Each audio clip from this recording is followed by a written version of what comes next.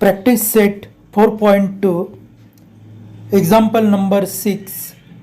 Draw a circle with center P and radius 3.4 centimeter. Take point Q at distance 5.5 centimeter from the center. Construct tangent to the circle from point Q. Practice set 4.2. Example number 6. The radius of this circle is 3.4. This is the circle with radius 3.4. Here is a point P, that is the center of that circle. We draw the ray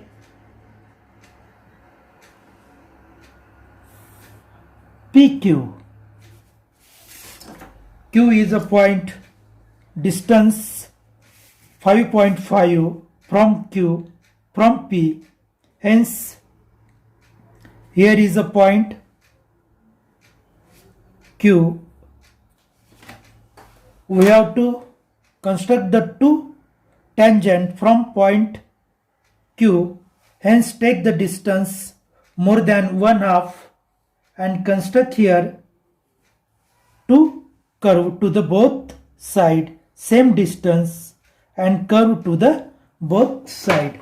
Join these two curve, then we will get perpendicular bisector to this segment PQ. Suppose this is the M point.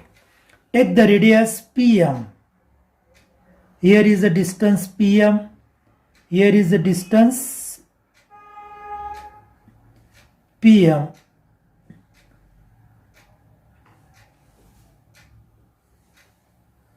And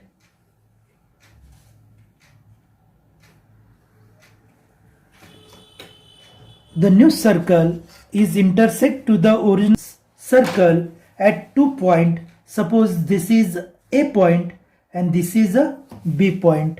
Joint Q and A, that ray QA, and here is another ray QB. These are the two tangent to this circle.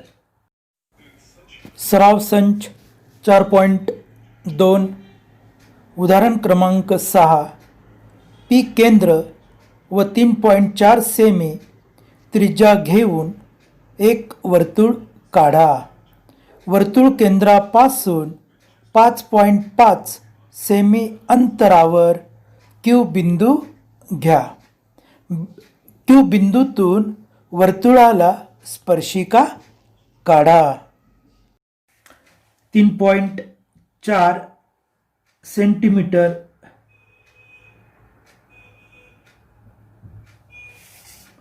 त्रिज्या आपण कंपासमध्ये घेतलेली आहे आणि या ठिकाणी आपण एक 3.4 सेंटीमीटर त्रिज्येचं आपण वर्तुळ काढलेलं आहे आणि या वर्तुळाचा केंद्र आपल्याला दिला आहे पी बिंदूतून आपण एक रे काढतोय आणि या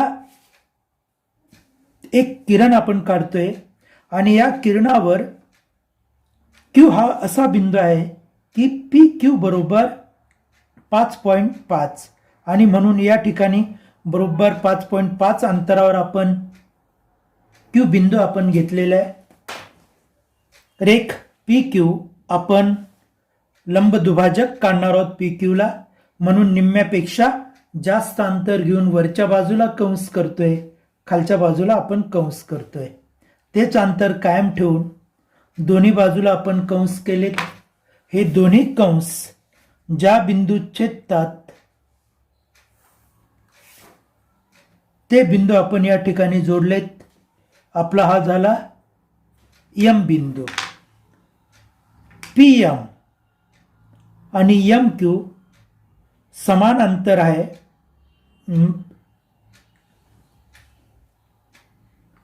आणि म्हणून PM ही त्रिज्या घेऊन आपण एक नवीन वर्तुळ आपण या मुख्य वर्तुळाला छेदणारा आपण काढतोय.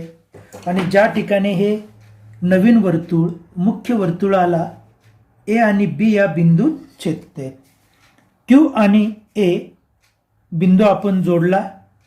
हा झाला आपला किरण QA आणि दुसरा आपण किरण काढतोय किरण QB.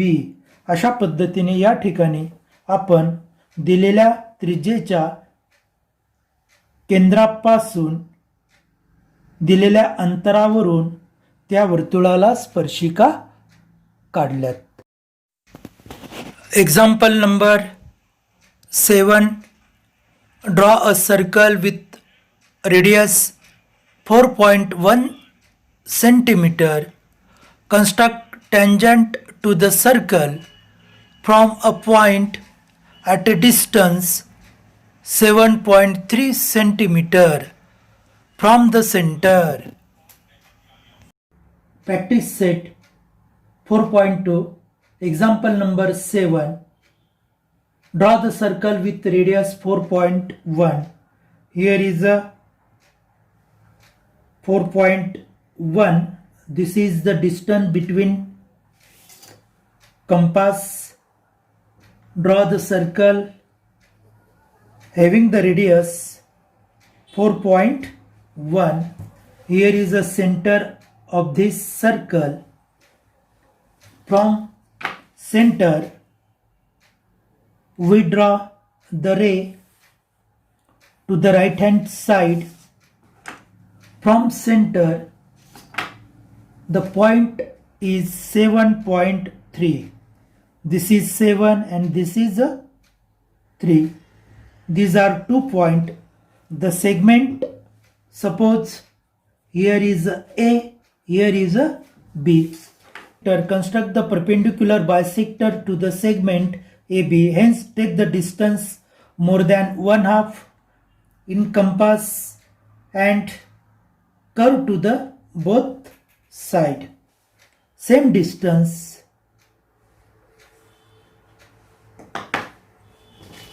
join these 2 points. This is our perpendicular bisector, suppose in point M. Then AM is equal to BM. Take the distance in compass AM and draw the another circle to the intersecting to our first circle in 2 points.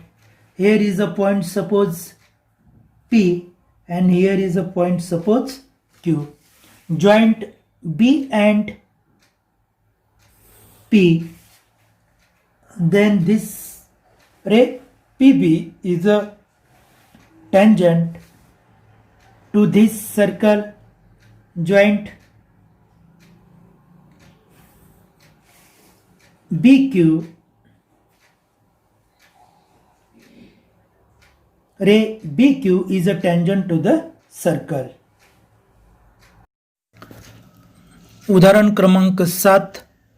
4.1 semi त्रिज्या घेऊन एक वर्तुळ काढा.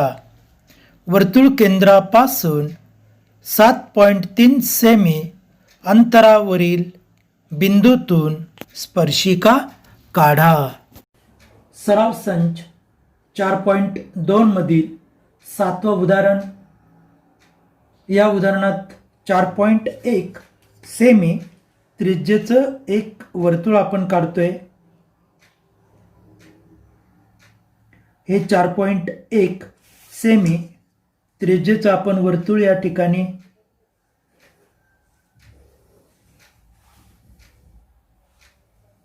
काढतोय आणि या वर्तुळाचा केंद्र या ठिकाणी आहे.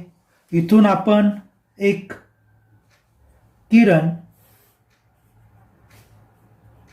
काढलेला आहे. वर्तुळाच्या केंद्रापासून 7.3 सेमी अंतरावर 7.3 सेमी अंतरावर एक बिंदू आपण या ठिकाणी घेतलेला आहे. समजा हा तुमचा वर्तुळाचा केंद्र ए आहे आणि ए बिंदूपासून बी हा 7.3 सेमी अंतरावर आहे. ए बी हा रेषाखंड मानायचा आहे. निम्म्यापेक्षा जास्त अंतर घेऊन वरती कंस खाली कंस आपण करतोय. त्याच पद्धतीने ते अंतर घेऊन वरती कंस आणि खाली कंस, म्हणून हे दोन्ही कंस ज्या बिंदूत छेदतात ते बिंदू आपण जोडतो आहोत. समजा हा तुमचा लंब दुभाजक रेख ए बीला एम या बिंदूत छेदतोय. एम आणि एम बी हे समान अंतर आहे.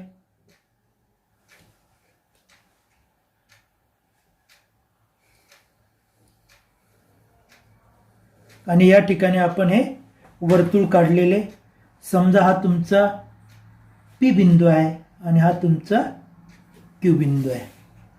बी आणि पी आपण जोडला. इथं आपल्याला ही एक स्पर्शिका आपल्याला मिळाली. त्याच पद्धतीने हे बिंदू आपण जोडले.